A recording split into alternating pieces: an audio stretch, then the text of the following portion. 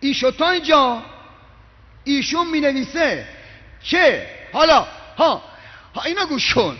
مرحوم آیت الله اسدهادی خراسانی، این مرد بزرگوار یه کتابی داره فارسی تو این بازار خان هستش، انتشارات داوری چاپ کرده به نام معجزات و کرامات.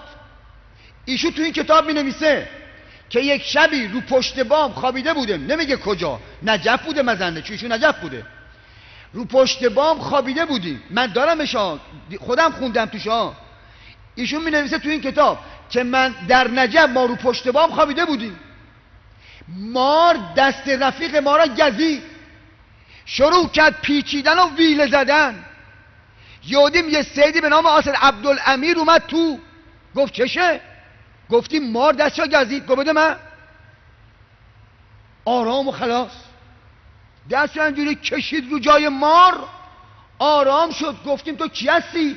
گفت من نوه آصد ابراهیم موسوی شامی هم، از آن روزی که رقیه رو دستش قرار گرفته دست ما شده شفا، هر جا میره کار خودشو میکنه. اسدهادی خراسانی معجزات و کرامات، ملا هاشم خراسانی منتخب التواریخ، معال سبتین، کامل بهایی. چند تا کتاب میخوایم؟ چرا با اعتقادات مردم بازی میکنیم؟ وهابی‌ها دارن میزنن، آمریکایی‌ها دارن میزنن، اسرائیلی‌ها دارن میزنن،